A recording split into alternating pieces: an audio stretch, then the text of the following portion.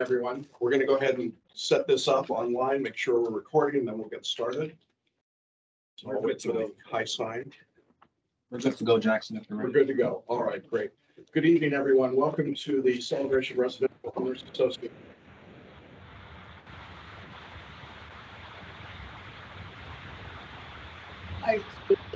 Pause.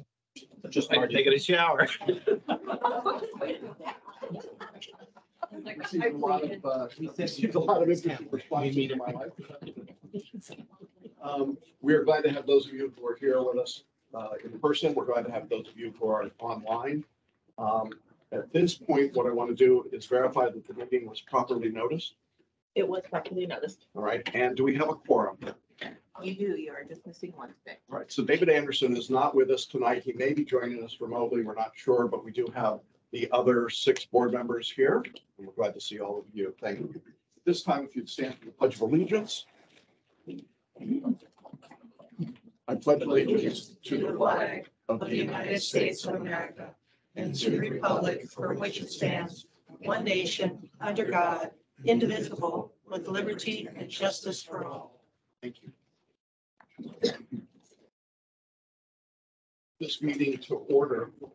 Let me just say that the way that we are handling owner comments is that you will have 3 minutes to speak to the board.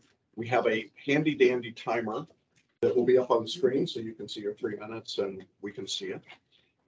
If your comments are relevant to anything on the action items or not on the agenda at all, this is the time to discuss those. If you want to speak to something that's a discussion item, we would typically ask you to wait until the discussion item comes up so that we can engage in a little more conversation with you. So I'm going to take the folks in the room first, and then if you're interested in speaking online, just raise your hand and we will get to you then. All right, so the first name I've got is Ann Gunderson. You'll come up here and we'll set the timer.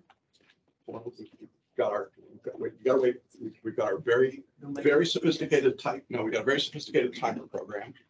Give me 1 moment. Kind of like the sound effects. Yeah. And wait. Here it comes. There you go. Oh, we already covered time. Covered some time. Yeah. Let's try it that way. Okay. Go ahead. We see the U.S. flag prominently displayed in this meeting. We see the U.S. flag on the new celebration T-shirts CROA is selling, and you just led us in the Pledge of Allegiance. All fine expressions of commitment to our political system, the republic to which we just pledged allegiance. The defining feature of a republic is its election of representatives, and that requires voting, how we get our republic's elected representatives. I'm sure everyone in this room votes, but some people need a little help, starting with getting registered to vote. Celebration has a number of residents now who are volunteering to help others register to vote, showing allegiance to our republic through real action. Voter registration by law must be nonpartisan. These volunteers show no partisanship and promote no organization. They cost Celebration nothing. Each volunteer buys his or her own T-shirt, available on Amazon. We are already doing voter registration in front of the public library on weekends, but as librarians would probably agree, foot traffic there could be better. Last month, we submitted the application to CROA for permission to do the same nonpartisan, not obstructive, and downright neighborly voter registration on CROA property and were refused. I asked the CROA board to reconsider your refusal. I'm continuing the request that my friend and Celebration's good neighbor Dennis Dowd made at your last meeting to allow voter registration, volunteer voter registration on CROA-owned property. To paraphrase the Woody Guthrie song, this land is your land. This land is our land too. I was told when I got the refusal email that my application to the board had been turned down, that since CROA is, quote, a private association and not a governmental entity, end quote, it has not allowed voter registration in the past. Then back to the flag. Why show that governmental symbol on your private entity T-shirt? Why display that governmental symbol in your private entity meetings? Unless you define allegiance as only words and symbols, why lead us in the Pledge of Allegiance to our governmental entity, the republic for which the flag stands? I ask the board to vote on this renewed request tonight, so residents can see who supports allegiance in action, not just words and symbols. That is, who supports voter registration and celebration regardless of party, and who does not. Will you? Thanks for your time. Do I get an answer? No, not. But it's a provocative question. Thank you. Next is Paul Dunlap. Great. Thank you. Okay. We just stood up and said words to that wonderful piece of cloth. And a line from it, it says, "And to the republic for which it stands." This republic will not stand if people don't vote. And people can't vote unless they're registered. With what Ann just said, we put lip service on our t-shirts, on our standing up and pledging allegiance, but what's the reality? Do you really mean that? Or is it just something you do at meetings? You have to question yourself. Do you really believe in this republic? Or do you think it's a political statement to do voter registration? It's not. By law, it can't be. But I ask you this. If you are thinking of not doing this or not voting or voting against this, you have to ask yourself, are you engaged in political activity? And not one that supports the republic. Thank you. Thank you. Do we have anyone online who wishes to make a comment? See hand up. Alina Carolina. Okay. Go ahead and get her online. Can you see and hear us? I sure can. Can you guys hear me okay? Yeah, we're going to start the timer. I don't know if you can see it or not, but here we go. Thank you guys for allowing us to speak tonight. I'd like to ask you all to reconsider allowing voter registration. I think it's really important that people here in our community and those traveling into our community that are new, that they have the ability to register to vote. We have a lot of people here, myself included, that have went through the citizenship process and have not been registered to vote at the end of that process. We have a large international community that goes through that process, and I think it would be really nice for us to have the opportunity for them to easily, in their own neighborhood, register to vote. These voter registration events are nonpartisan. These events, they are legally required to register anyone of any party or no party at all. I think it would be a really nice gesture of us as a community, as a neighborhood, as a town that will possibly soon be incorporated, to have these kinds of events to show the county, the state, that we care more than just about our tiny place and ourselves and our HOA. At the end of the day, that's what what we all are as a group. And I think it's really important for people to be able to vote. And I think that that is a very easy solution. So thank you. And Hold on. We can't hear you, Alina. We're getting sound problems here. I got it. I mean, Please continue. So I would really like you guys to reconsider for us to have these events. Again, they are nonpartisan. Everybody can register to vote with a party or no party at all. And I think it would be a really nice gesture for us to have that in our community and show that we care about our democracy. That's all I have. Thank you. Thank you. Appreciate it. Do we have anyone else online that wishes to speak? And we have someone in the audience. Andrew, come on forward. I don't have, we're going to get your names on the list here, but.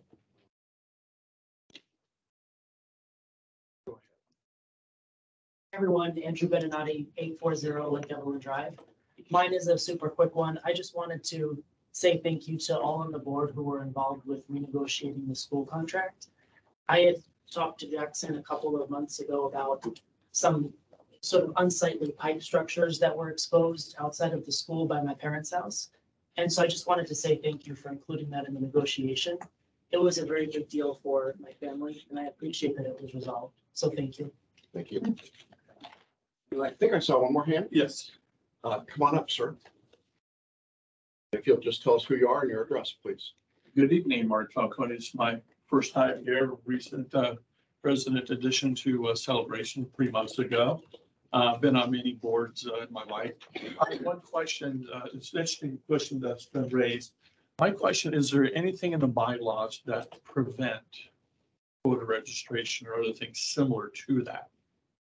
So it could be determined whether it's a bylaw issue or not, or if there's appetite and the bylaws. That's a simple question. That's it. Thank you. We will take that to management and our legal counsel as well. Any other comments online or in the room? Thank you very much for your comments. Thank you for the thoughts. The nature of this first section is that we're not necessarily responding. It doesn't mean we're not listening. At this time, I entertain a motion to adopt the agenda, and you can take the timer off because it's making me nervous now. Motion to adopt the agenda. Is there a second? Second.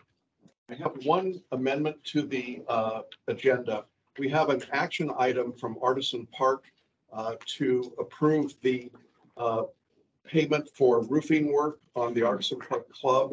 It just didn't make it into our board packet, but they actually have to start the work. So I'd like to add that as an action item.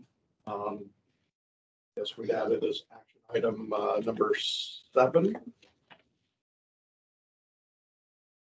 Is there any objection to that amendment? All right, then all those in favor of adopting the agenda as amended, say aye. Aye. Opposed? Motion carries. At this time, the next item is the approval of the minutes. This is the CROA board meeting of June 8th, 2022. Is there a motion to approve the minutes? So- Brian made the motion. Is there a second? Second, Jim. Is there any discussion or questions? I would just make the comment that the minutes are being prepared, I think, by, is it Jennifer? We really appreciate you doing it. Thank you. I know it's a lot of work, and as quickly as we're turning these out, but it's very helpful to us. So thank you very much for that. Any other comments, questions about the agenda?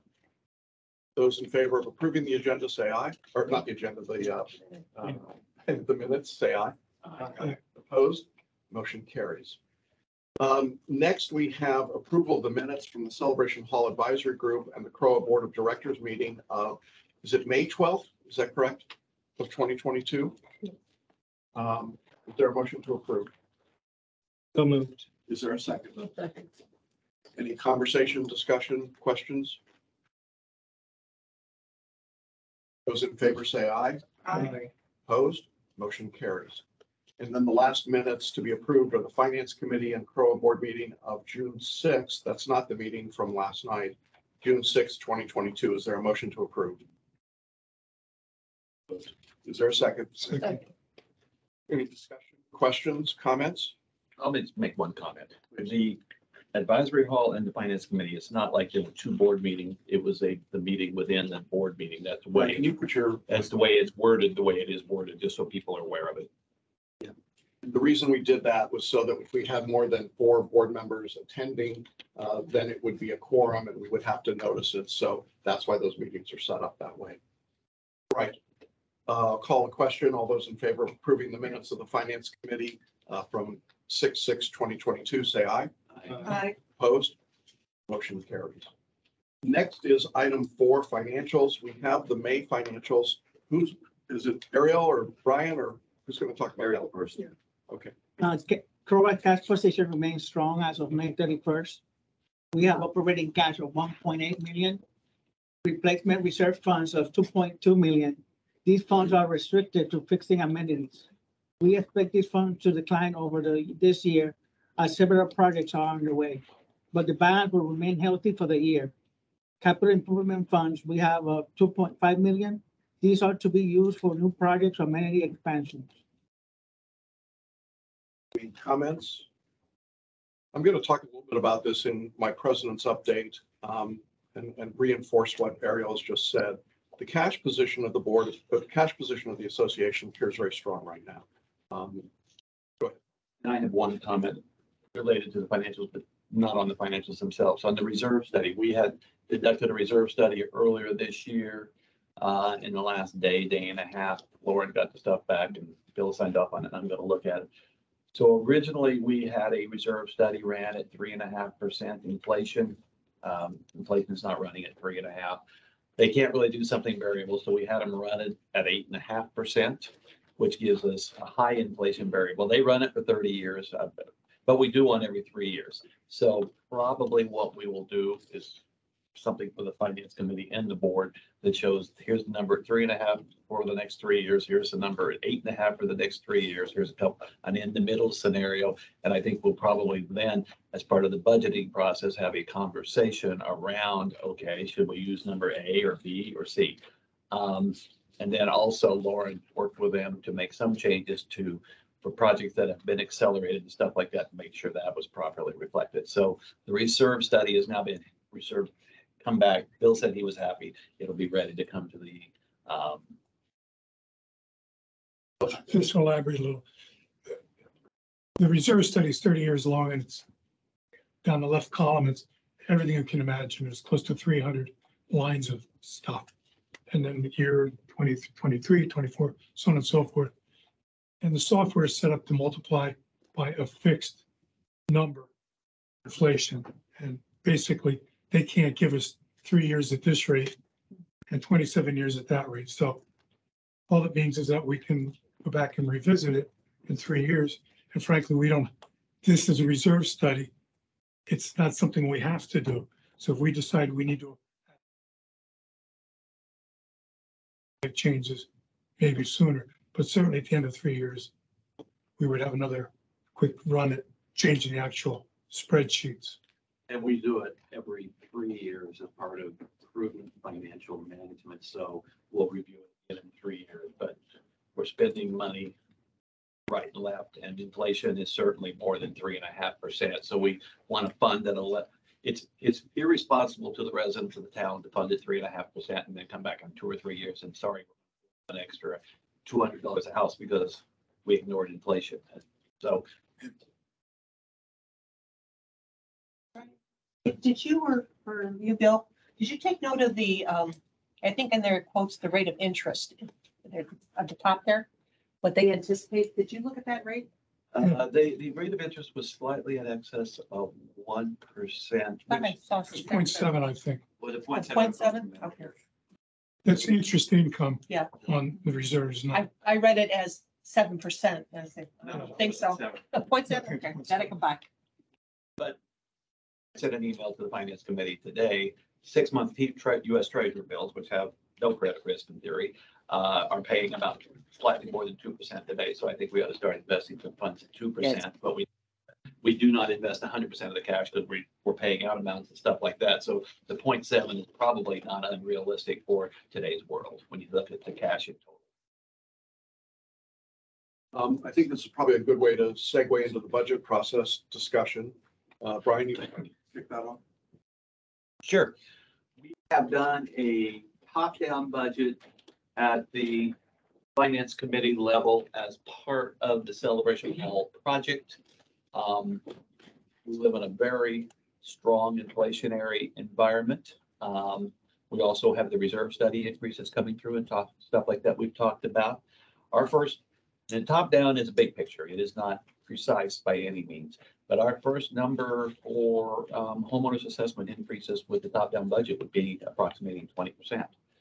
In the following 2 years, 3.5%, 4% a year. But we got a lot of things coming through, whether you talk about fully staffing up, whether you talk about inflation and all the changes that's coming with that. The also insurance, we're seeing insurance, our insurance rates, our insurance bills going from memories here is 7, 8, 900,000. Insurance is going up somewhere between 25 and 75%, based upon the line of business.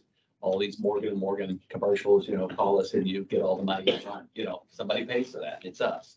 And you look at other areas. So, there's a lot of financial impact coming through our financials like it is everybody else. So then Lauren or Ariel can speak to it. They're starting a bottom-up budget.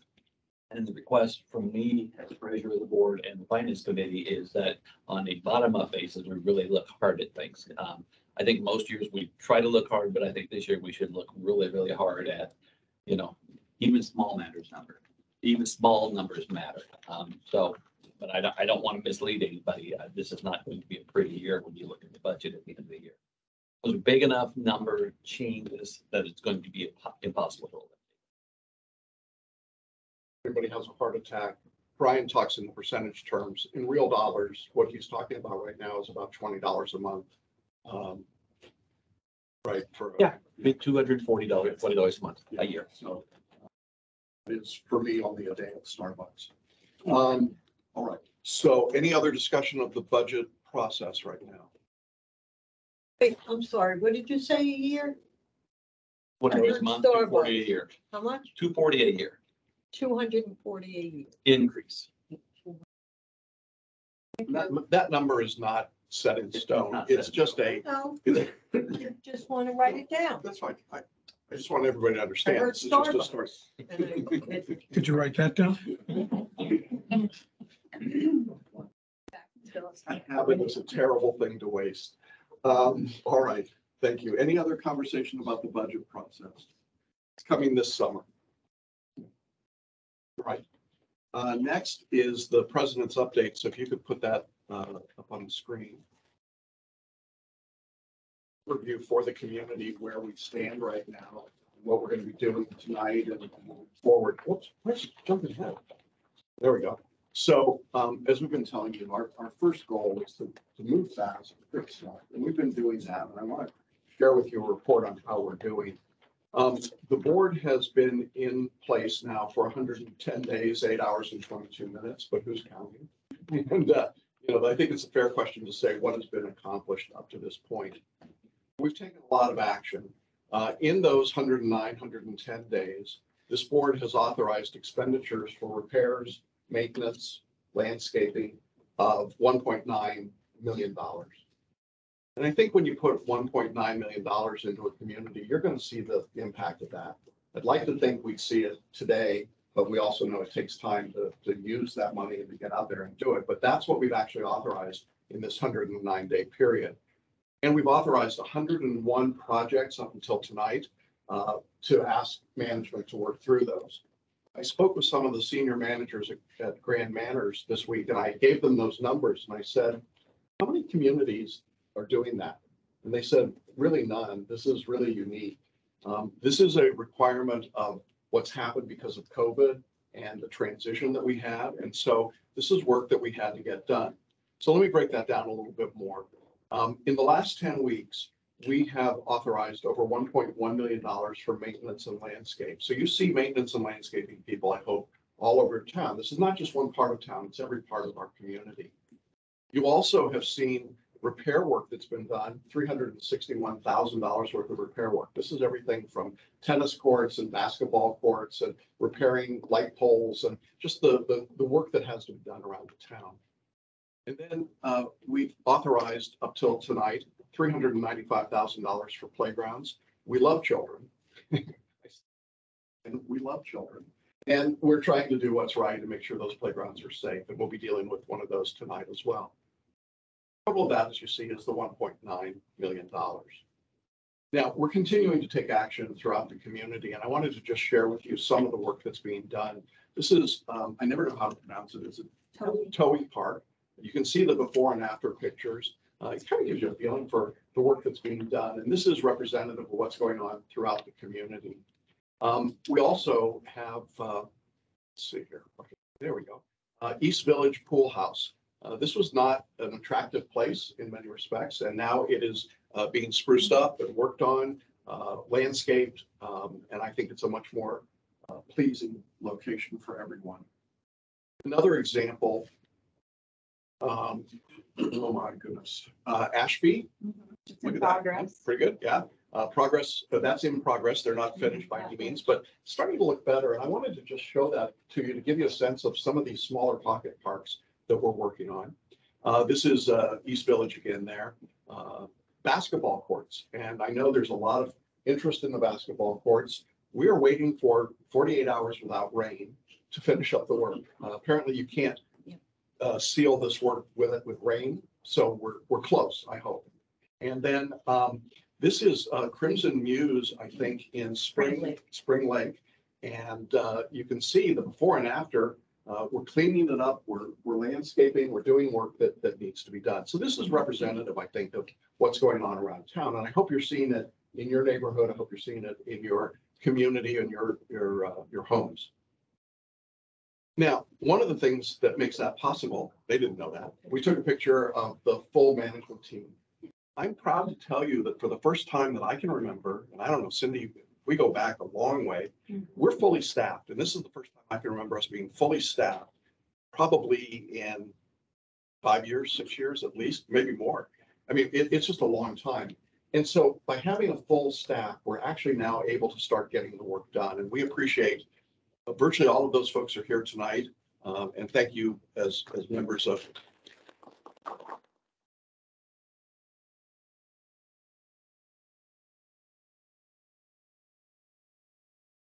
Now, tonight, what we're going to be doing, we have expenditures on tap for landscaping of $5,000. That's way less than we've been doing, so we're starting to slow down. Repairs and maintenance, $34,000. We have a playground proposal for $207,000. So tonight, we've got 8 action items for about $250,000 worth. That is a lot less than we've had, obviously, in these prior weeks. So we're starting to slow down now and get to the not the end of the list, but just at a more rational pace, I think. Now, to comment on what Ariel and Brian just said to you, we have 3 different funds. We have a maintenance and repair fund. These are our replacement reserves. There's $3.2 million in that account as of June 20th, and that is reserved. You can only use it for replacement reserves. When we do things like landscape, that comes out of operating expenses. We have I can't read that number, 5.4 million, is that right? As of June 7th, and that number is sufficient for the work that we are authorizing. When and if we build amenities, whether it's Celebration Hall or pickleball or anything else, that comes out of our capital funds. That account right now has over $2.5 million in it. So the overall cash position of the association right now is over $7 million. So this simply reflects, when you see that almost 2 million that we've authorized, it's reasonable, I think, to say, wow, you guys are spending a lot of money. We have a lot of money that wasn't spent for 3 years. And so we're spending it, I think, appropriately and reasonably out of these particular funds. The process that we're following, again, is to become aware of needs throughout the community. Many of you have emailed us and called us and you sell a service. Then management reviews those projects for us, and then they go to the service areas and to the community to make sure that they are appropriate and that they're within the budget. And then the board reviews those projects, and then we come here tonight and those become action items or consent agenda items. So that's the process that we're continuing to follow. I wanted to share this last slide with you. This is violations for covenant violations through June 20th. And you'll see that right now, there are 595 maintenance violations. This is mostly for things like cleaning and taking care of your property. That is a huge number. There's no question about it. But it means that the inspectors are out and they're doing their jobs. It means we're starting to come back and take care of the community, I think. There are also some landscaping and architectural and just some other items. I think it's important for all of us as owners to take pride in our own property, to do what we know we have to do. We wanted to keep you aware of these numbers. So if you're getting a letter, you aren't being singled out. There are 594 other people getting the letter. But what we hope is that you'll be able to take care of it. In fact, tonight, you'll see in our agenda that we had, I think it was 180 properties that were ready for finding, and it's now down to 88. So within just a few days, we've had over 100 people resolve the problems that were listed here. So that's our part as owners. And I think ultimately when we do that, we're continuing to try and do great things for this community. It's a terrific community, and we should all be proud of it. So wanted to just overview that. Yeah, Brian? I'd like to add a comment. I was president for the last half of last year. We got lots of emails. We got lots of emails last year. You know, my neighbor's property is not being properly taken care of. I've been very patient. When are you going to fix playgrounds, et cetera, et cetera. So we have intentionally been catching a lot of things up because we got requests. Some from people in this room and from a lot of other people said Celebration's a special place. The houses aren't cheap. Darn it, it needs to look nice. A lot of response here. And when Jackson talks about the amount of money that's spent, that actually, I think, includes 900,000 for the landscape companies where we kept one of the old ones, replaced another one entirely to upgrade and stuff like that. So this is not something where the board said, gotcha. This is where the board was responding to a lot of emails that we were getting as a board about, please, this is a special community. It's got to stay that way. So I think that's important. Yeah, thank you. Any other comments? I got a letter. Yeah, go ahead. Yeah. Oh, okay. I'm sure you'll get it clean. Yeah, but wait. Okay, great. Thank you. All right. With that, we're moving to the action items. And we have here a consent agenda. We have action item A, the consent agenda for landscaping, which has 2 items on it. I would entertain a motion to approve consent agenda A for landscaping. So moved. Is there a second? I'll second. Typically, we just move forward if there are any questions or comments.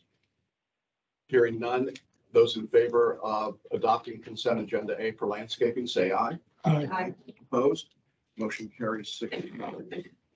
Next is action item B on the consent agenda for maintenance and other. I will point out that this includes the replacement of a playground at Lakeside. The board has looked at this and reviewed it prior to putting it on the consent agenda. Is there a motion to approve the consent agenda B? So moved. Is there a second? I'll second. Conversation or discussion? The only thing I'd like to ask is maybe management, 207,000, maybe management could at least explain process just a little so the public's aware. Yeah, and then I'll come to you, Celia. So we actually have the renderings of how the playground is going to look here, and you guys all have it. So the process, it's gonna be about, once this is approved, we have to send a deposit down for the playground. Starting to be made, it's gonna be about 12 to 14 weeks until installation comes. They will be ripping out all of the old stuff except for the swing set. They're gonna refurbish that piece of it. And then they're gonna be putting all new safety things for the playground and all new artificial turf. And they are actually adding additional playground equipment over there to fill in empty space. So there's more equipment at one of our main parks. Are these the pictures, Natalie? Now, it's not those colors. We're gonna choose the colors, but that is the equipment. Did we ever find out if they can get the child swing? I completely have not been able to follow up on that. You know. Yeah. We got a playground half for the adults, like to go on. Yes. Let me just point out, the reason that we're doing this is that there were safety issues at the playground. That's the reason. Yep. It was on the reserve study for a few years from now, as you saw in your board packet. So that's why we're accelerating it right now. One question. Yeah, sure. The artificial turf, what was it before? Was it grass that you're replacing? Mulch. Mulch, okay. And that's, ARC said that was fine to put the, yeah, but It's consistent. it looks with what better we've done in anyway. other- Yes, that's what's in Long Meadow and. What village has, artificial turf? Mhm. I can't, Yeah, pretty much all of them do, except for Lakeside. Any other comments? All right, call the question. All those in favor of consent agenda B, say aye. Opposed?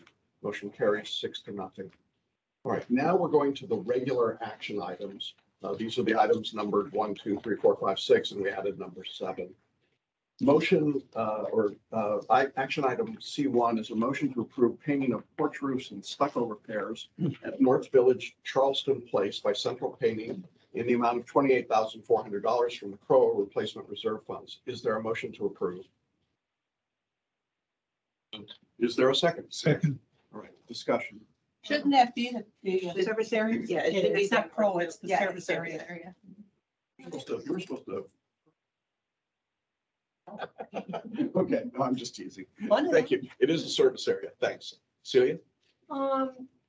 Did we not approve something at the last meeting also in regards? Yeah, that was drywall, rot. So that exceptionally low bid Turned out to be, turned out. once they started painting, they found a lot of damage. Well, wouldn't they like know that they have to do the porches, paint the porches as a paint project? If you're painting your house, So historically, painting the porches wasn't part of the bids, but it was done. So it was left out of the bid. After the residents brought it to our attention that those weren't getting painted and they wanted them painted, we verified with legal counsel that we should be painting them out of the reserve funds, and per counsel, yes. so if we you should be. combine all of these amounts with the other bids that you received. It's about $9,000 over what budgeted. What was budgeted? And so we have a company, Regal Paints, that comes out and gives us the scope of work.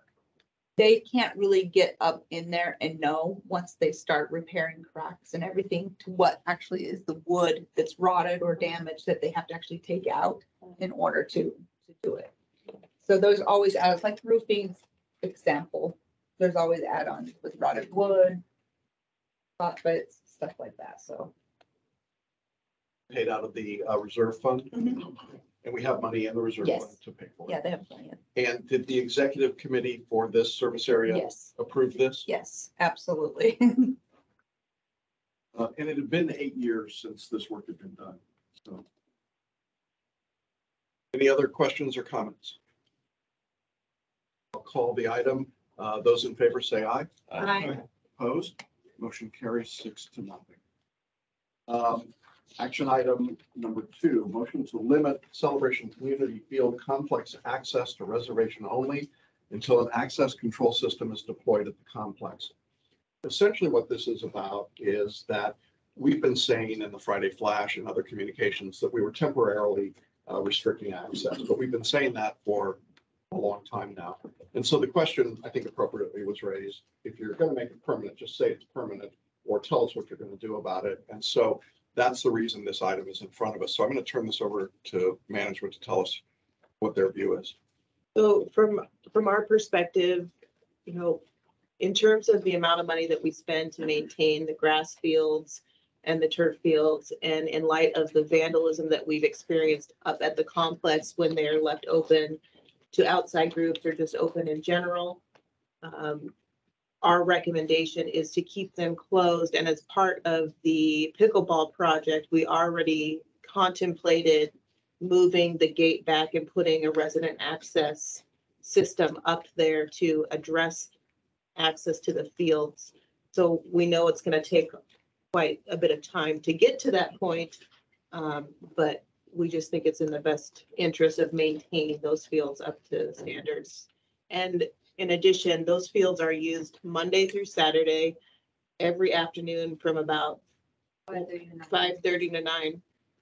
So they are constantly used and are truly overused if you're talking about properly maintaining a field and the cost to do that. So Celia? So we're talking about getting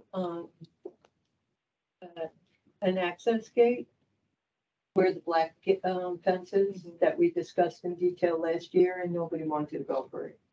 So now, fast forward, and here we are talking about it. I think it's part of the KPMF plans that they're drawing as part of that overall, the redo of that whole space. Am I correct, Brian? we've never really talked about it, but I think it's added. When we talked about it last year, we talked about, do you keep locked or do you allow access? And we said for the fees that people are paying, they should have access. Unfortunately, then the vandalism happened because we don't have.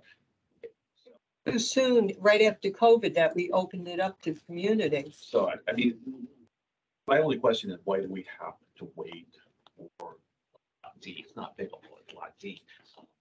And why do we have to wait that long?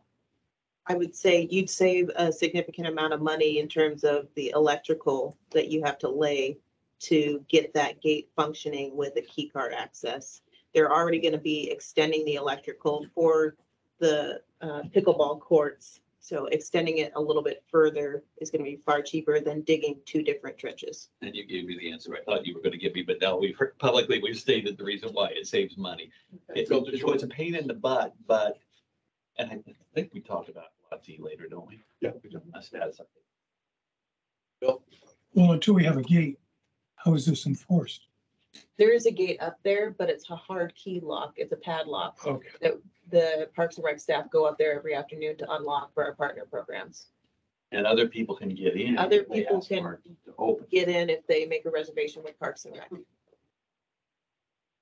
Off the top of your head, do you know about how much that latest vandalism incident caused? The one at the, Graduation. No, the one at the. complex, no, I don't know how much it cost, but it was, Well, this could have all been avoided if we would have went with it last year. Or built your little, Yeah, the subject. yeah, your little. Remember you guys laughed at me when I said put a little guard shack there and check everybody and went, well, I here you have go. amnesia about that. All right, any other comments? All right, then we have a motion to limit the access to reservation only until an access control system is deployed. All those in favor say aye. Aye. Opposed? Motion carries 6-0. Next is item number 3, a motion to accept a settlement offer. We had a settlement offer from legal counsel in a matter in which I think we've got a foreclosure. Is that what's going on here? Do you want to explain that? tomorrow morning is the foreclosure hearing. We received a settlement offer from counsel that represents the impacted resident. Our foreclosure attorney passed it on to us, and it's up in front of you to make a decision, and management does not make recommendations on legal settlement offers. Right. I just want to explain to the board, and I don't want to give legal advice. So I'm hoping for some explanation of what it means to consent to a judgment in exchange for a sale date. From me. Yeah. Cool. I am, but we pay you. Okay, so essentially, they've agreed to this, the amount that we're saying they owe, if we agree not to sell the property until after 120 days. The reason for that is so that they can get a short sale. Okay. So basically, we're just trying to resolve this matter and wrap it up as expeditiously as possible. And if we say no, you have a dilapidated property that continues to deteriorate, and that really helps the community. So Is there a motion to approve? so moved. Is there a second? Celia, you seconded. Any conversation, discussion, questions? Call the question. Those in favor say aye. Aye. Opposed, motion carries 6-0. Next is the motion to initiate the finding process of non-compliance items through notification of the Covenants Committee meeting to approve or reject the fine. Board, you have received a paper copy in which the original 180 properties are now reduced to 88, I believe it is. Is that correct? Those are the 88 that we would initiate the finding process on. Is there a motion to approve? So moved. Is there a second? I'll second. Again, I would just point out that we went from 188 properties that were noticed to 88. So 100 people resolved the violations, which is great. We really appreciate that. I think we'll see that continuing kind of improvement, I hope. Questions, comments? I'll make one comment for the audience, for everybody listening. We use the covenants process and the finding process and everything to induce compliance. Our goal is not to make it revenue enhancement, or our goal is to incentivize people to get it. That our community looks nice. And We're now fully staffed with inspectors and nevs and support staff, and we're just like a grown-up town. We can actually get stuff done. So that's pretty exciting. All right, those in favor of the motion to initiate the finding process, say aye. Aye.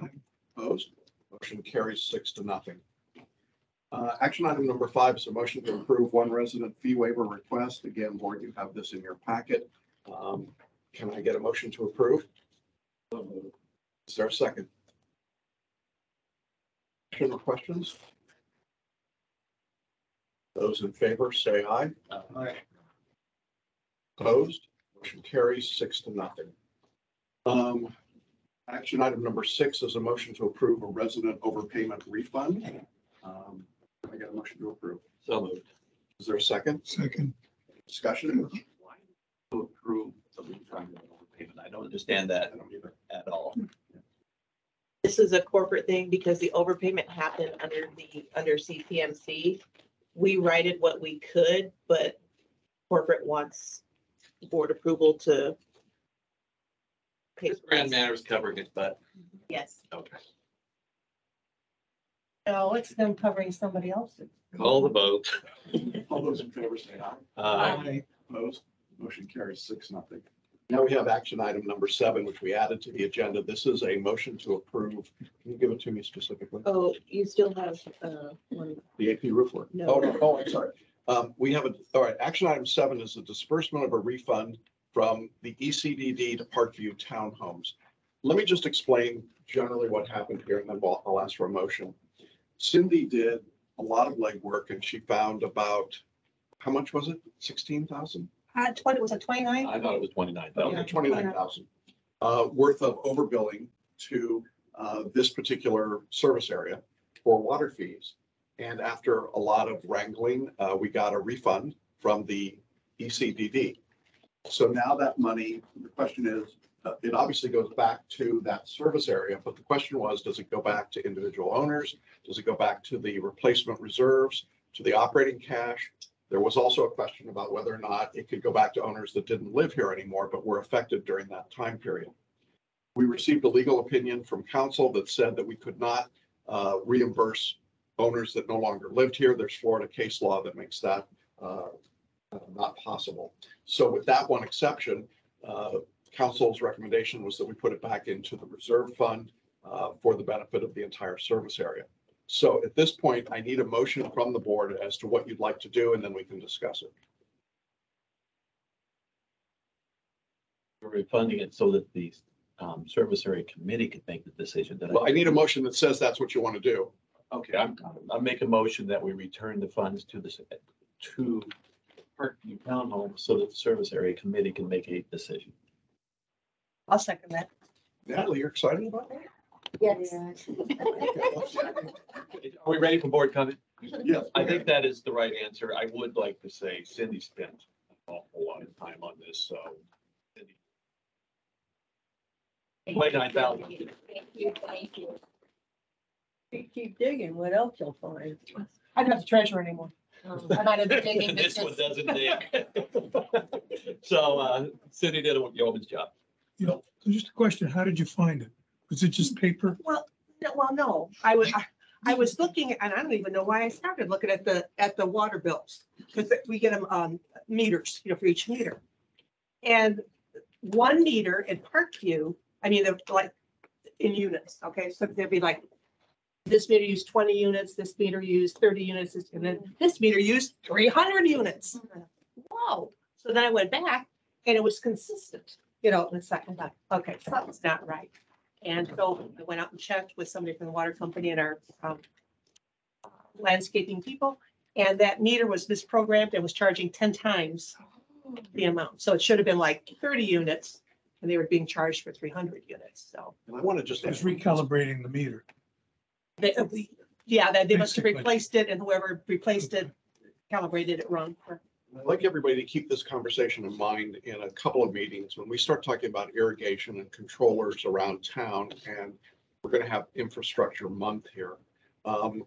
This conversation about how we meter water is going to come up again, so it's a very relevant conversation. No, it's just that I've had significant problems on large properties with meters. And of course, dealing with municipal governments because it was their water, but that's mechanical problems, not necessarily billing issues. Any other comments? The motion is to return the money to the service area committee to allocate. Management, I assume, is in favor of that solution? Yes. Okay. Other comments? All right, then we'll take the vote. All those in favor say aye. Aye. Opposed? Motion carries 6-0.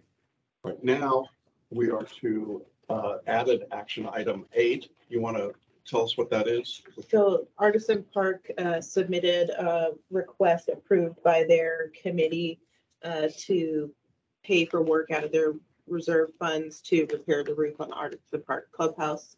So their management company recommends it, their committee recommends it, and we would recommend it as well. Okay.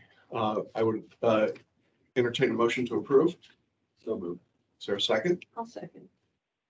Any discussion? I think we could just explain to folks why we're doing this. Normally, we stay out of Artisan Park's business, but at any time they spend money on the reserve funds, it has to go through the CROA board. So in case anybody's wondering why we're sticking our nose in, we're required to. It's their money that's being spent, Right, not right. CROA's money. Right, but it's still reserve expense. Right, I know. Okay. Good, thank you. All right, those in favor say aye. Aye. Opposed? Carries 6-0. That is the end of the action item part of the agenda. We now come to the discussion items. Again, I'll just remind those of you in the audience online and here that if we get to a discussion item and you want to speak, just raise your hand here or online, and we will invite you into the conversation to talk with us. So the first item on the discussion items is a transition and management update. All right, so I will say for the first time in a while, we are fully staffed management wise. And I would like to announce sadly that Patrick will be leaving us after 15 years being here at Celebration. And Jose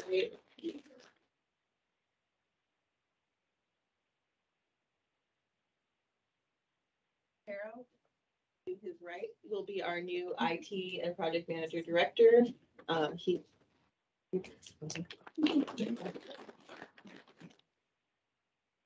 Patrick have been working hand in hand for the last week and a half to pass knowledge over to ensure a seamless transition. And we wish Patrick the best, and we know Jose will do a great job. Yeah. Picture. Thank you very much. Any other management update you want to give us? Did you want me to do the covenants? Yeah. Wherever you want to do Okay. it. Stephanie, do you want to do the covenants update?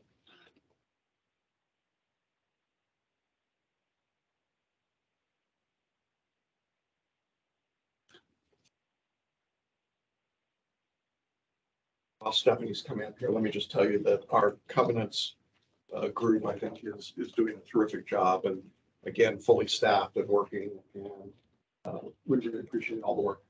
Thank you. So the updates I am reporting today are specifically for May inspections. Nothing in June yet. That will be provided next month. So in May, we have completed a total of 215 inspections. 181 homes were cited. 323 violations. 254 violation letters. Of those 254 violation letters, 117 have been closed as of today. And 52 extensions were approved. Now, in terms of percentage, the percentage of homes versus violations is 84%. Homes cited versus violations is 84%. Percentage of violations versus inspections, 115%. That means that's because That is, Yeah. That is because on one letter, there could be more than one violation. So that's why it's over 100%. Percentage of violation letters versus inspections, 118%. Percentage of violation letters closed versus violation letters open is 46%, which I'm happy that we've got it up there. And then percentage of extensions approved versus total violations is 16%. Those of us that are math averse, what does all that mean? Essentially, you're at 67% compliance rate for May. Yes, yeah, I would say that. And you saw the numbers that we put up tonight for June, which are big numbers. Oh, June is going to be big. May inspections, I'm going to be honest with you guys, it's only 2 weeks worth of inspections. Because they started May 16th. So this is really only 2 weeks worth. Yeah, and just a little heads up, July will be focused on landscaping, so call your landscaping company, guys. Thank you. Okay. Mulch in the back. Thank you. You're good. Oh, yeah, sure. Come on. Just an expectation that with full staff and more enforcement, that 60% number will start to get bigger. That's the goal. We also hope that people will become more aware, Paul, and start taking proactive action, not waiting for the letters. So that's our, at least those are our hope. Yeah. Right. On the transition and management update, I think we originally labeled it transition because we were having all kinds of transition issues a while ago. So I think it's time to. Also said that we wanted to do a transition review at the 1 year point, which would be November 1st. I would find it of value, Jackson, if we actually got an update from management. It could be early August about, okay, where does the transition really stand and how are we going to do this 1 year review so that, you know, we shouldn't be sitting around here on November 1st with something that surprises us, but instead, if it's due on November 1st, how are you starting to think about it? Where does management really think it stands? Where do they think the call center stands and all this other stuff? Is the world perfect or are there issues? And just a little feedback. And again, it can be 4 weeks from now, it can be 6 weeks, but kind of pointing towards November 1st. That's a good idea.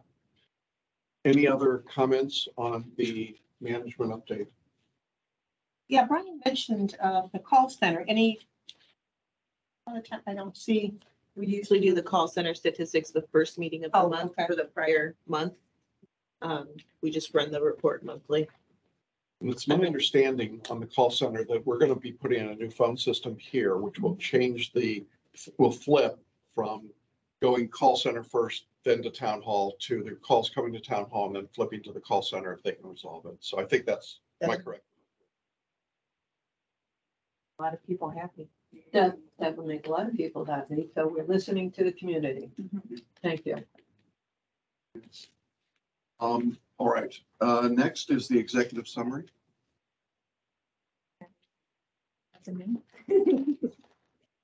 All right, so, since our last board meeting on June 6th, we had completed the East Lawn Pool House voluntary replacement. They're currently repainting, East Village Pool, and also the pool deck. We've done the green lawn service areas, painted all the tables and gazebos at Lakeside Pool, and Lakeside Park. We have started the landscape improvements for inside of the East Village Pool. We have painted all of the poles for all the lights at Lakeside Park, Hippodrome Park, and Town Hall, so they're not rusted anymore or holes in them or any safety issues. Landscape has started at Tapestry East Park, Tapestry West Park, Aquila Loop. Towie Park is completed. We've painted the frog fountains at Lakeside Pool and repaired them. We did repair several doggy pots. We repaired the frogs at Lakeside Park. Painted the rocking chairs at Great Lawn and Lakeside Park. And tree work is being done at Hippodrome, Veranda, Luton's, and a couple of other parks. We've repainted the steps in that at North Village Pool. and that's what we've completed so far.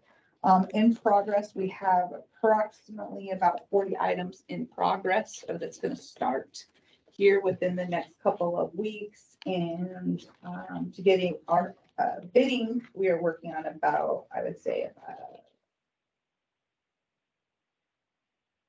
There's a ton of work out there, and we're pushing. The velocity here is pretty remarkable.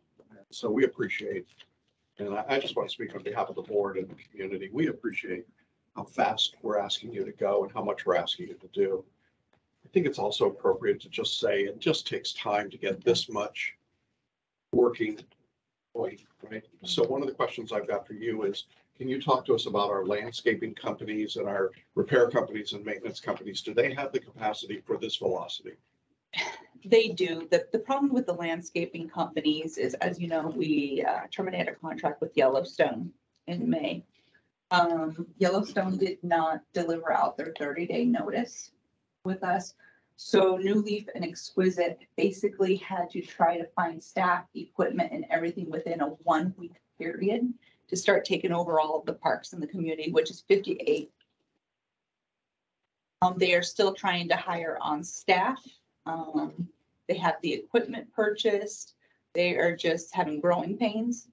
But they are working hard. I can tell you that, you know, they both told me within the next 30 days, they should be full speed and going. I have New Leaf for my home, and actually a new guy on their staff came and introduced himself to me today. And just was very good customer service there. So they're adding good people. Yes. And that's one thing that both of them said they do. You know, so they're being selective on their hiring process because they want to have the standards where they need to be. Ian's Works, they're doing Parkview roofing right now. They're very quick at getting things done and turned around for us. They're here every single day visiting us. So. Celia? Over here on the bottom, it says replace the barbecue grills at Lakeside Park. There's two. Yeah, those we have in, we just need to have maintenance install them. Okay, so there's one all the way down at the end of the circle, down by Marisol, and there's one on the outside gate fence. Correct? Who is in charge of the landscaping for that area where that barbecue is? Is that our property, CCDD? Well, You mean like the back? Well, barbecue sits in the Conservation. ground. Barbecue sits in the ground. About 5 feet off this walking trail, the cement. Who's responsible for that landscaping where that grass is? Is that ours? I think it's CCDD by the conservation area. Is it by the conservation area? It's where that barbecue is, like wherever the barbecue, say the barbecue is that. The barbecue, that's us. That's us. Yep. That's us? Yeah, I need to talk to Okay. Jacob. Well, I did talk with Jacob yesterday because I took pictures of, I went out and did I was inspections. just curious yesterday. because I took pictures. And I took pictures of Founders Park. There's some weeds growing, and then you know those tall looking things, and they're spraying for those. So they're aware. He's doing it. I was just wondering. He knew about it before I even asked him. He's like, I know what you're talking about. We have a crew out there spraying. But that's CROA property. Yes, sir. Okay. And one other thing, I'm sorry. No, I'm not sorry. And replacement of the seal. Well, I am sorry. Did they remove the seal? They yet? are removing it next week. They were waiting to do it once they started the paver project, but they Right. decided to move the seal first and then go with it. Does that come out in one piece? It comes out in one piece. All right. And one more thing. From the last meeting to this meeting, all of these pages are almost all red. That's awesome. Thank you. Just these involvement, and whether you're online or here, in your board, in the board agenda package, there's the detail that we're looking at that's got everything listed in it. So you can see what we're talking about. And as Celia said, it's a 3-page document that's got all of those. And everything is red now, which means everything's Moving in the even, right direction. that's amazing.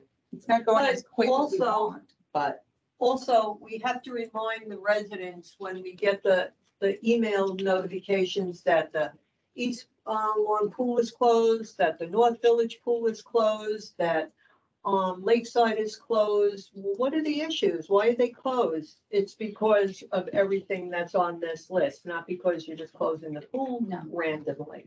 So the residents need to know there's a reason why the pools are being. We're trying to make the improvements that's needed to bring. And you the can't have community people back up there to standards. swimming. Thank you. Right. And to confirm for all the residents listening, Yellowstone bolted early. We didn't pay them, right? Nope. Getting daily emails. That's in legal counsel's hands at this point. Perfect. I had a question, because I can't find it on here.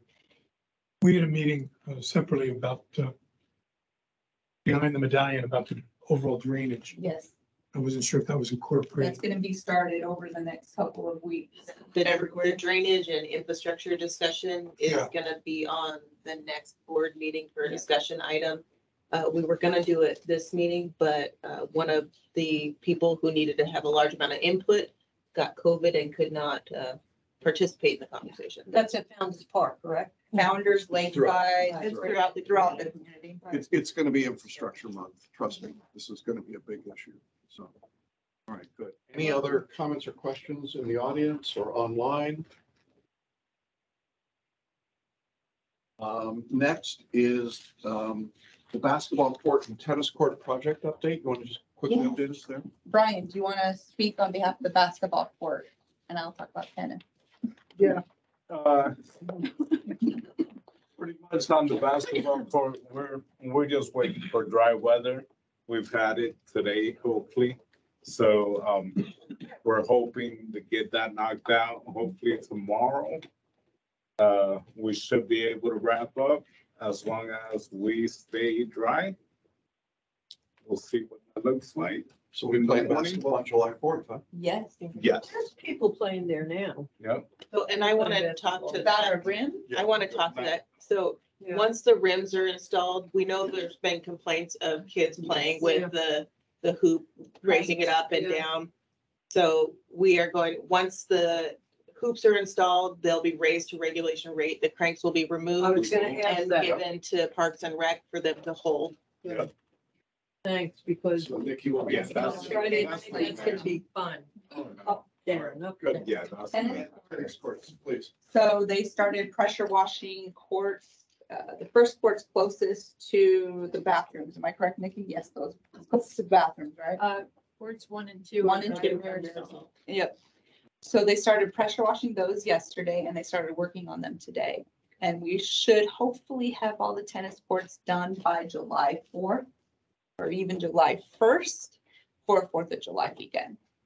And it's gonna have all new padding, everything. It's gonna look like brand new courts. Exciting.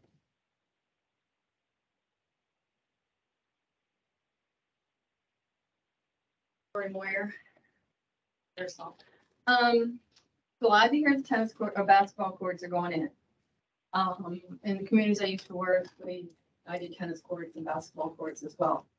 I think it seems very dark. From far away, I thought it was black and it's dark green. I just hope the tennis courts aren't being painted the same color. There's so many different color courts, so it's, putting some bright in there is great because I think it's really can be very, very hot if it's not something light. Come run on that because we also installed the same type of hoops. And what happens is, and ours didn't last 6 months because of the up and down, the pistons freeze. So we had to, buy the new pistons, which are very, very expensive as well. So that's a good thing. That I would put them up. I wouldn't mess with them. I don't know if there's padding around it because they seem to have kind of sharp corners. So I don't know if there's something that you're working on that. Not on the backboard, but that's something we can ask to add, but there is on the poles. And so that's great because that will happen, guaranteed. We had 2 of them and same thing happened. So we didn't use those again next time around. And the other thing, I know you already voted on it, was the playground at Marisol, at Lakeside. I'm not quite sure why. That was rarely used. It seems like it's brand new. The other thing is I just wondered, when we used to look at playgrounds to put in different areas, we would kind of go out there and meet with the residents to ask them what they wanted and what they were looking for and what type of equipment they wanted. I don't know if that you all are doing that, but it is a good idea. The other thing is that Lakeside ground is rarely used. And I'm not, because of the fence, I think. So I don't know if we're keeping the fence up, that's fine, if that's what is decided. But there was also a possibility to use that area for something else, to extend someday the Lakeside, to put a building extension. So I'm not quite sure why we're spending that much money putting in a playground that to me appears to be look brand new now. I mean, there may be some issues on the smaller tot lot because that wasn't as expensive, but that Evo's play system was very, very expensive. And to be taking that out, I'm not quite sure why we're doing that. But if we in fact do need playgrounds in other areas, back in the day when I was on Park and Rec, you could go to the company that put them in. Now you can't go to the company, some other company, but if you go to the same company that puts them in, they will come and move them to another location for that's peanuts, you know. So I mean, to take them out and just trash them someplace, I don't know. That doesn't make sense to me. That if there's one needed at Artisan or there's one needed at the end of the CCFC, move it. The one thing I'm aware of, Dory, is that the problem with Lakeside was that it was a safety issue now, and that's why we had to replace it. But do you? Both of them? Yeah, we have pictures, but there's rusted, I don't know what they're called, joints, they're like ball joints. Yeah. That's breaking down and it's basically deteriorated. So literally they could fall apart. We'll ask management to Yeah, continue I mean, to look into look it. at and see if they can be fixed for that. And I love the idea of a playground at Artisan. I know you didn't want to say that. All right, thank you. Any other comments? All right. Thank you very much for those updates. Next item is the Celebration Hall Advisory Group interim report. The interim report was released to the public, was it last week, Dory? I think it was last week. And the advisory group met in conjunction with the board to talk about it. There will be a town hall meeting tomorrow night at what time? 6 o'clock here to take public comment. At this time, however, what we're being asked to do is to accept the report of the advisory group as an interim report, not a final report. So what I'd like to do, it's a discussion item. I guess it's not an action item. I thought we were going to, did we already approve it as accepting the report? Am I forgetting that part? At the meeting that they had. Did we? Okay, very good. We did that already. Great. So this is just a discussion of the interim report. If any board member wants to speak on that, we know that we've got a town hall tomorrow night. And then just so the community knows, the board will be going into executive session on Friday to discuss our business negotiations and to review input from the advisory group. I don't think we're going to have a financial committee report at that point. So we will have a short meeting just to kind of figure out from a business standpoint what we want to do, and that will be on Friday.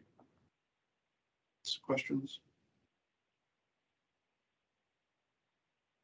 And I want to just thank Paul Rashkin is here and Tom Hall is here and Dory's here. That's 3/7 of that advisory group. We're very appreciative of the work that you're doing, and it's terrific work.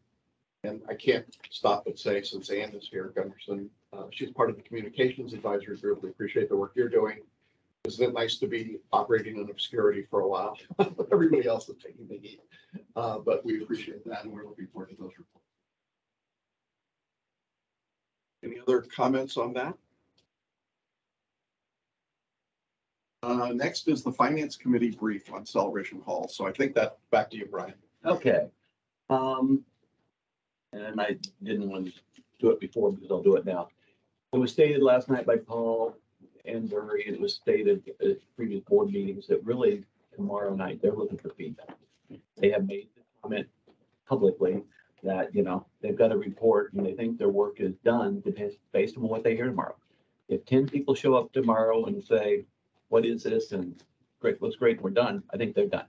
So tomorrow is important to just say, I love it. I hate it. Did you guys think about this? Because it kind of helps drive the bus. We had a finance committee meeting last night. Finance committee meetings are recorded. I don't know if this one's posted yet, but I hope it's darn close to being posted.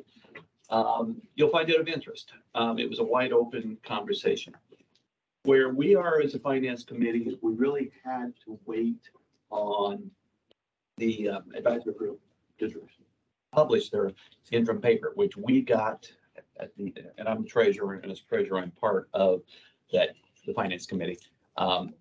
Where we really got it from the perspective of, okay, here is what they're thinking about.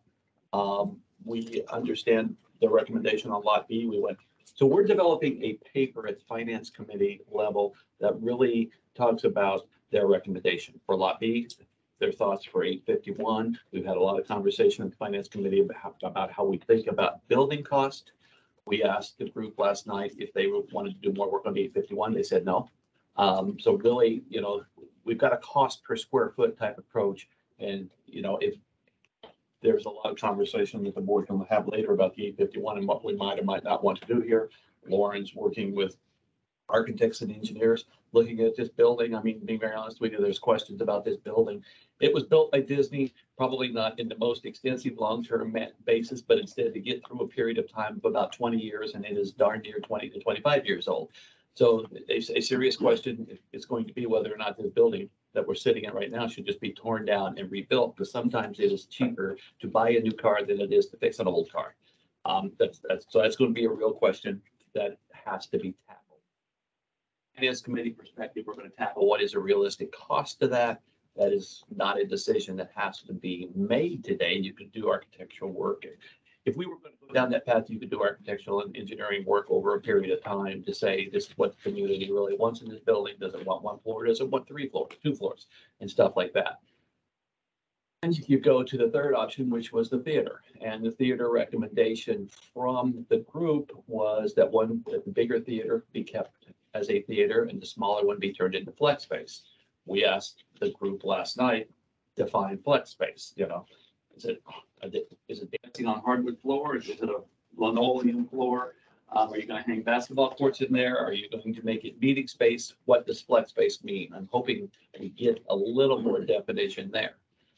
From a finance perspective, then we can start to look at that and say, for the finance committee to do its job, we've got to have honest to God numbers, and that'll be something we start really touching hard on Monday. Because you can sit there and say, yes, if you got theater one, if you got theater turned into flex space, you got the outdoor space. Well, what does it take to make it functional? Should it be its celebration standards?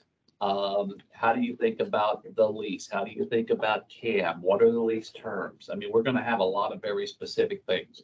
Our goal, and I have stated this since I'm a board member who's going to be part of this conversation, my goal is that the other 6 members all were able to sign off on a paper that they think fairly presents the financial perspective of the theater and of the 851 building work, so that the board can look at the recommendations and also look at the financial ramifications and have a big picture conversation. And the budget 2023 through 2025 work will also be part of that paper, so that the community can hear this is what's going on when you talk about inflation and, you know, the economy and the impacts on us as a whole. This is the 851 building. This is the theater project, and where should we be heading as a conversation? And I'm sure there will be town halls on that at the appropriate time later this summer, fall. And that's and again, I hope that the thing is being close to published. You should watch last night's meeting. It was at least fun and interesting. And you'll learn a lot about the real conversations we're having. Comments or questions? Board, anything? Well, about last night's meeting, going forward until this project is complete, is that meeting going to be open billed as a board meeting as well? So it should be in the future. It should be a board meeting. Okay. So it didn't happen last night. But it should be a board meeting going forward, so we can have more board members and stuff like that. Comments or questions? All right, thank you very much. Next is a discussion of Island Village. David is not here. Who else was part of that? Bill, you want to just brief us? Right, And we're going to be talking, the other thing we're going to be discussing in executive session on Friday is the negotiations with Mattamy over Island Village and turnover dates and percentages. So, and Lauren, jump in as needed. We met last week with project manager for Island Village Apartments, which is not Mattamy. It's a separate company called Streetlights. Anyway, that is their portion, and it's near the school where the school will be. And there'll be 300 apartments, and they're hoping to start occupancy about November 1st. So there will be people moving in. They're also hoping to have 10,000 square feet, which is not a lot of space for commercial right on the main street. And they're going to manage it themselves, so it's not our problem. But as far as the board's perspective, they're building amenities which will become part of CROA's. And they're going to have a community center, a pool, and they will expect us to take responsibility down the road for them. That was the initial discussion. They're going to go closing meetings, financial closing meetings, probably fairly soon. Legal team's talking with our legal team. I think there's still some issues being worked out between Tom and their attorneys. I don't know who represents them. So whether we start the closing meetings sooner rather than later needs to be determined. It'll be a fairly simple financial closing. There's no lenders and investors involved. So it should go smoothly and quickly. It's just in the initial starting line about the underlying shape of the deal terms. So just to clarify, part of what we're talking about here is that there's a point at which CROA starts the responsibility for maintenance of these amenities. We are getting paid as properties are turned over and platted, so that's going into our reserves and into our operating cash and our capital funds. And so the question is, when do you take over? Is it when you've got X percentage occupancy, or is it on X date? There's a lot of moving parts there. And so that's what we're discussing, and we've been in conversations.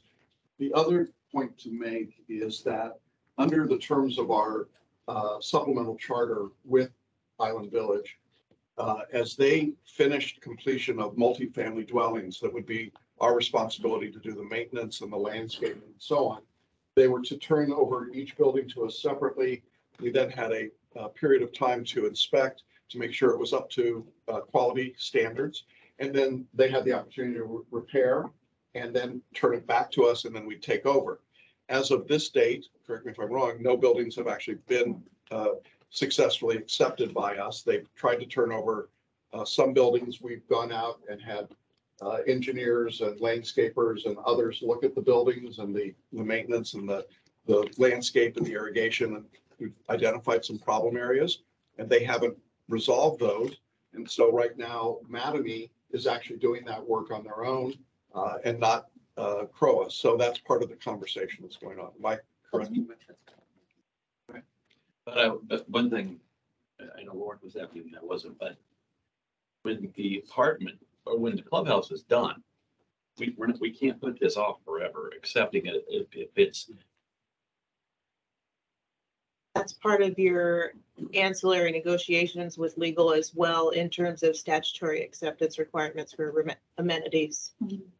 Which is why we're going into executive session. We'll have our attorney brief us. Yeah. To be clear, the clubhouse and the pool are going to be an amenity of CROA. Any So all residents can use that. Will the apartment complex have their own pool?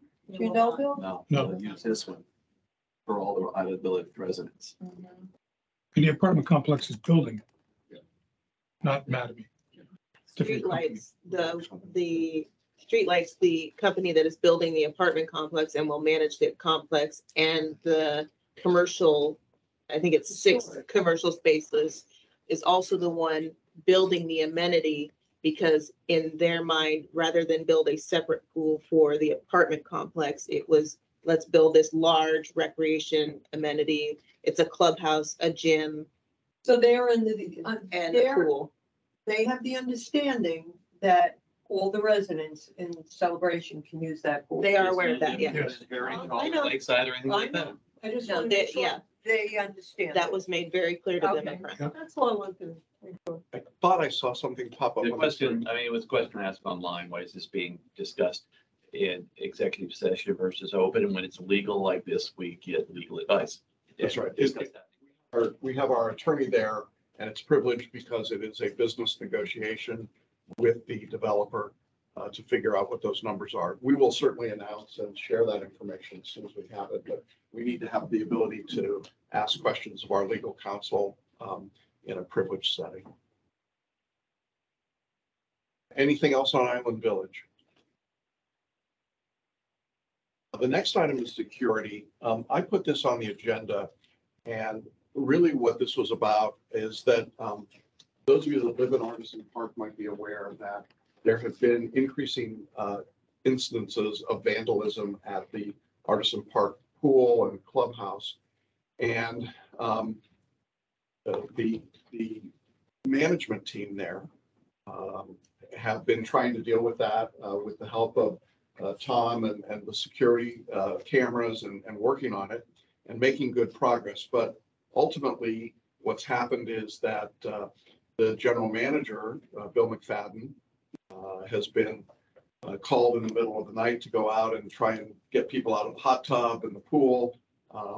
And in doing that, he has been the recipient of nails in his car tires, damage to his car, threats to him and to his family.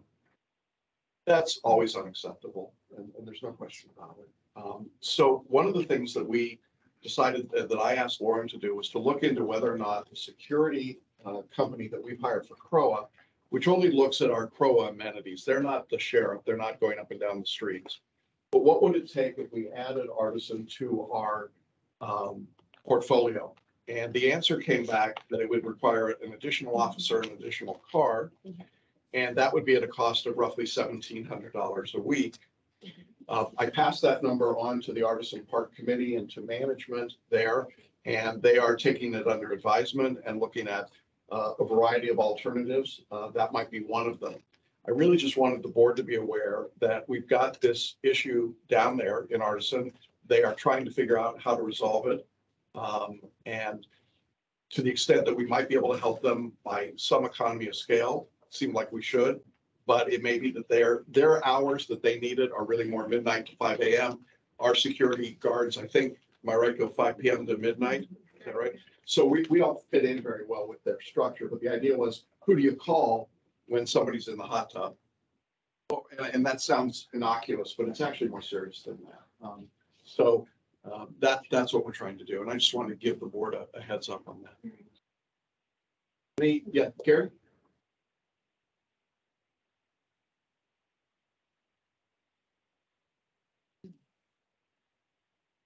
If I may, Gary Hutzpeth, at the last CCDD meeting, which was a budget meeting, there was some confusion about why is there a line in the budget for CDD on security? There was no definition. And also a line for security for CROA. Now, the likelihood of those people who asked that question listening tonight is probably small, but to be clear, I thought you might take a chance now and say that is two different things. In my understanding, security for CDD is hiring sheriff's deputies to patrol traffic. They're called details on a periodic basis throughout the streets of Celebration. Security for CROA is something totally different, and I'll let you explain that. Yeah. Some people think they're being taxed twice. Yeah, that's a good point. The CROA security is to look at our amenities. So CROA security is a security guard going to the complex, the fields, going to Lakeside, going to the tennis courts, going Heritage. And that's all they're doing. They're not going up and down your street or looking at your home or doing the things the sheriff's office should be doing. Now, do we talk to CCDD about security? Yes, Jim has been in conversations with Jack McLaughlin from CDD. we're aware of the different security items that might be out there. We're also cognizant that, we don't want to get into,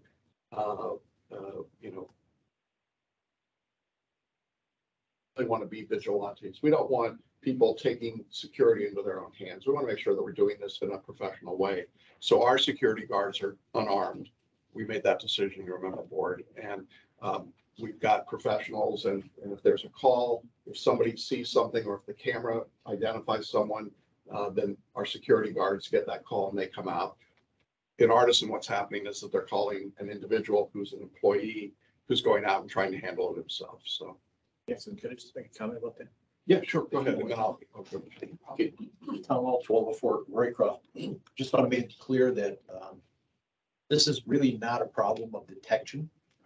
If you look at, I review the footage almost every day, and the probability of detecting that there's been an incursion is very high. And the probability of false is somewhere, false is maybe in the 5% range that we would honestly a person. Well, I'm not going to go into the details of exactly how we do that, but we're looking to deploy it with Jose's and Patrick's help throughout the rest of celebration. This is really a question of what do we do with the information once it happens? So we don't really need help in telling us how to detect people or how to tell that these people are in there. Our reliability and is very high that we will detect them every time. And in fact, 2 nights ago was our last detection. The question is, now what? We don't want to put any, as we just heard, we don't want to put somebody's life at risk. And that's not an exaggeration, where we had a person try to run Bill over with his car. Okay, that's what we don't want to have happen. So why aren't we prosecuting? If you've got good cameras with good information and somebody tries to run Bill over, why aren't we reporting that and prosecuting? That's a question I take up with. I mean, to me, as a total non-police type person, I mean, Your hand is right. way too much of. All you can do is wait till. We're having way too much stuff where we're capturing people and not prosecuting, and I think we need to get much. I mean, your hot tub, you should have a camera, and parking lot, I think you already have cameras. We have 27 cameras. I know you do. So, I mean, we should be. Why isn't Artisan Park or whoever the appropriate party going to the sheriff and prosecuting? That's a question for Evergreen. That's not a question for us. I think CROA ought to be doing more of it. Okay, my point is that we have the know-how and the ability to detect when this happens. What the question that we need to answer is what to do about it. Now, you've just offered a solution. I heard that. But I'm just saying that in Artisan Park, we're not doing that. It could be or we shouldn't be. That's not for me to decide, but I'm just saying we don't really need help in determining how to do it. These guys perfectly know how to do it. So let's use Artisan Park to continue this conversation. If Artisan Park does not prosecute, knows somebody's doing it, knows it, let's just assume these are teenagers being honorary teenagers, and then one of them has too much to drink and drowns. They're not going to sue Artisan Park, they're going to sue CROA. So I think we need to be much more vigilant. Well, this is part of the reason that I've introduced this idea. I'm anxious to work collaboratively with the Artisan Park Committee to find a solution. If they think they've got a better solution than us bringing our security guards in, I'm glad to do that. I see hands up here, but I also see what I'm guessing is either Jerry or Eileen Barr up on the screen. Did you have? Yeah, Jerry? this is Jerry. Yeah, can you Okay. hear me? Go ahead. Can you hear me? Yes, Jerry. Okay, Jerry Barr, I'm the chair of the Artisan Park Committee. We are studying this. Our problem is there is no question that we will prosecute anyone that we can properly catch. The problem being getting the sheriff there to catch these people. So Tom Hull and Bill and Evergreen Management is working diligently to come up with some solutions how we can notify the sheriff in a timely fashion. Hopefully the sheriff will get there in a timely fashion. And if we don't, working with the sheriff's department and Bill and Tom Hull and Evergreen to identify the appropriate people. They are working on a number of solutions to this problem. Also, Bill has been clearly told that he is not to engage at all with any of these people. He's the general manager, and he takes great pride in what he's doing, but this is not his job to be a policeman. Thank you. Thank you, Jerry. Well, something that I was going to talk to Tom about anyway. But last week, we went to a town hall with our county commissioner, Peggy Chowdhury. At the town hall, there was a lieutenant from the sheriff's department who talked about this new force or a squad or whatever it is, and it's all high tech now. And they have a room where they just have monitors and monitors and monitors, and they have all these cameras tied in. And I asked them afterwards, and the cameras only come off if there's a disturbance. In other words, if it's just the dead camera, it's a postage stamp screen. But if something happens, if somebody goes in, it gets big and a little alarm goes off, and they look at that, and then they can send a car immediately without letting anybody know. So you can get people. And they've been very successful with this. And you can have your cameras tied into their system. You need a box, and it costs a few bucks to be able to do that. And it's not that they're monitoring you 24/7. It's just that when something triggers it, that's when they take a look at that particular camera. So I have the lieutenant's information, and I'm going to give it to Tom.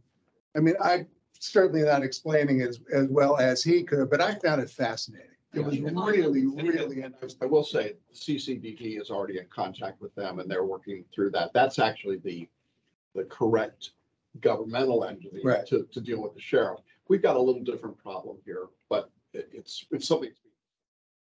Oh, that's just an idea. Yeah. Don't forget. Mr. Falcone. Right. Yes. Good evening, Mark Falcone again.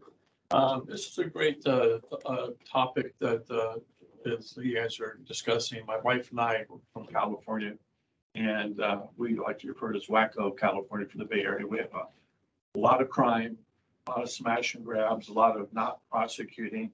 But one thing that we did have in our communities was neighborhood watch programs. So we worked with the local police and sheriff.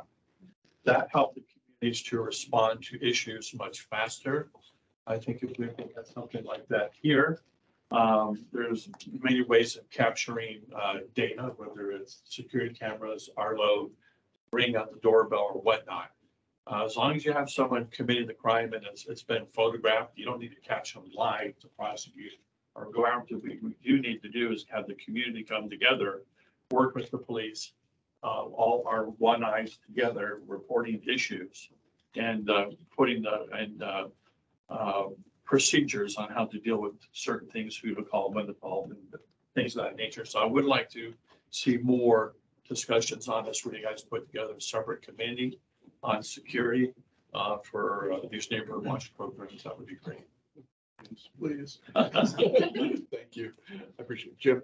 I just want to make sure that we know what we're working on. Started with Tom at Artisan Park. He was able to get software configured so that he could do exactly what he stated, which is to be proactive instead of reactive the next day and try to figure out what to do. And so we're working on implementing that on at least 4 locations initially, and we will spread out from there. The other thing we're looking at that's not related to security, but is related to usage, is there's also the cameras also support people detection, to where we could count the number of people who are using a facility if we wanted to. Like you said last week. Yep. With lawn sports. Yes. So let's be clear that there's a distinction between protecting our amenities and doing neighborhood watch for crime in the neighborhood and the sheriff's job. And we at CROA are not in the sheriff business, and we can't be. Ecdd, and that's their obligation. We are talking to them. We are trying to make sure that we keep those lines of communication open. But I don't think there's any appetite, and there's no authority for us under our charter to be doing that. So just as a point of reference. Right, and so the only reason to do that is so that we could inform the Yes. authorities. Yeah, absolutely. Absolutely. Okay. So, Anything else? so on as security? far as prosecuting people that are trespassing in the pool or in the parking lot, Right. by the time the sheriff comes, they're gone. How do you prosecute? Well, You don't. you don't. I mean, that's why you've got a security company, and they can do some things, and they can hold people, but obviously we don't want anyone's physical safety to be at risk. Right. And so. So where do we go with this proposal for security? Nothing right now. Nothing. It's just an information point to you, as you heard from Dr. Barr. The Artisan Park Committee is working on it. They may come up with their own solution. We're just trying to offer the ability to get some economy of scale, because we've already got a security company. One quick question. There's the comments of, by the time security comes around, the people are already gone. I'm not familiar with the laws of Florida, but it seems to me if you have footage of someone trespassing, you have the license plate, you got them, you have a whole bunch of, security footage.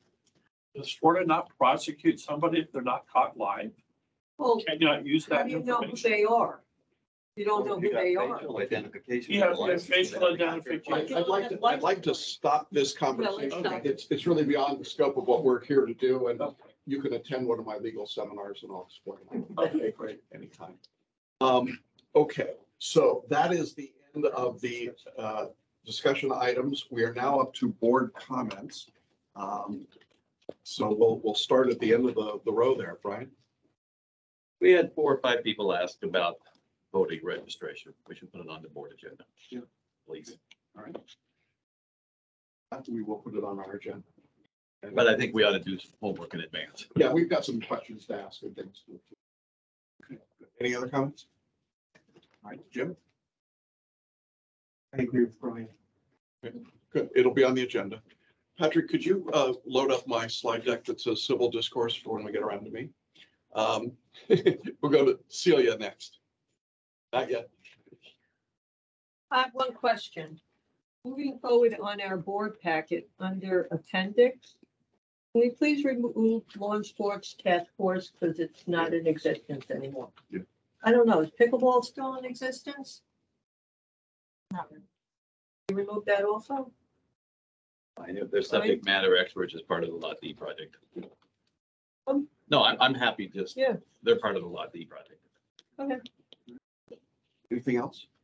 And we used to at board meetings have this, unless I'm seeing it backwards, all of these committees used to be in the beginning of the meeting where you would have the board liaison or the chairperson to the committees make a statement regarding their committee. We do not do that anymore. We haven't done it because we've got the information already in the packet, and so we assume that the conversation has already been held. But if you want it moved up there, we can certainly. I was just wondering, if It's a lot of material to go through. Yeah, I know. So often, but only because I was listening to a meeting last night and I remembered before COVID, this is what used to happen. We intentionally moved it to the bottom because it took up a lot of time. We already had the minutes and stuff like that. And we Okay, I said was just board members wondering. can ask questions. That's why we did what we did. Okay, anything else, Celia? no, I'm good. But thank you to Lauren and Natalie and the whole staff. You guys rock. Welcome all the new team members. Speaking of the agenda, Yes, ma'am. I want to thank Lauren for indulging me. I don't know if anybody else is confused by the way the agenda used to have, a bunch of little small A's and B's and C's over here, and I never could, especially when you're working with paper and it gets spread out, it's like, where's this go? So I said, indulged me, and now it looks more like an outline. And you will notice that the headings on the action items have been changed, so you can actually match them up. There's page numbers now, and I am just a happy little camper. Thank you. Thank you, Cindy, for agreeing to be our oversight for that with management. Thank you. And I too want to encourage people to come tomorrow night. I'm looking forward to it. I don't think you mentioned the board will all be here, but we're not going to be here. We're going to be out there with the other residents. So if you're bringing any dart guns or anything like that, know that you're going to have people in your way because we're going to be out there. So you'll have to aim everything over here. Human shields. Yeah. So I'm really looking forward to that tomorrow. And I think probably that's it. I have no comments. I want to wrap up with something, and I don't want to help me out here. I don't want to be preachy. In the last few days, we've had continuing instances of residents engaging with workers and vendors in ways that really aren't appropriate. We had an incident tonight in which residents came out to a pocket park and refused to let our vendors do work that they were hired to do with trimming trees. We had a drone flown into a roofing worker in a roofing project earlier this week. We have had, the board has had a number of letters and emails in which comments are made about managing people that are just really Inappropriate. And this hurts us. This hurts us as a community. It's not the way that I think any of us want to be. And so I wanted to remind you of some things that were said in the inaugural edition of the Celebration Journal 25 years ago. John Gardner wrote that a healthy community reaffirms itself continuously. It builds up its own morale. It may face up to its flaws and tolerate criticism, but basically it has confidence in itself. You know, it's okay to disagree, and it's okay to say, I don't like what you're doing, or I want you to change something, or as we've seen tonight, lots of advocacy for different positions. It's okay to say, I disagree with your views about holding executive sessions and so on. All of that is perfectly acceptable. It's a form of discourse that I think is appropriate to our community and to our nation and to the way that we have the rule of law. But we're talking tonight about some situations in which we're asking, do we need to put body cams on our workers so that they're safe? And that breaks my heart. It just shouldn't be happening. And so I wanted to just remind us of a couple of things that are important here. In the Celebration Journal, it said there'll always be tension between the needs of the individual and the needs of the group, and both need to be honored. We know that there are people who don't like a particular change that's being made, or a tree that's being trimmed, or work that's being done in their neighborhood, or that they're not prioritized quite early enough. It's the duty of the board, I think, for us to look at the needs of the group and try to balance those against the needs of the individual. And that's why we want to listen to you. It's why we want to get it right. And I hope that as a community, we can reaffirm and remember that that's really our goal here, is to make the whole community better. And then I think we have to ask ourselves if we still have these shared values that a community provides. And without the continuity of those shared values, freedom can't survive. This community is special. It's wonderful. I love it here with all my heart. But it breaks my heart to see our staff being beat up, being abused, being treated badly. To see, if some of you saw the emails and letters that we get, it's really disheartening. There are moments I wake up and I read my email in the morning and my stomach just drops because it's so nasty. We've got to get away from that, this community. We are trying really hard, all of us, to do the very best. All of you who are here are giving your time to do the best. These people working for us tonight are here away from their families because we've asked them to be here, to be part of our shared values. And I hope that our shared values are stronger than, I don't like what you're doing, and so I'm going to throw a temper tantrum. I hope that we can keep that in mind as we go on. So why do we do all of this?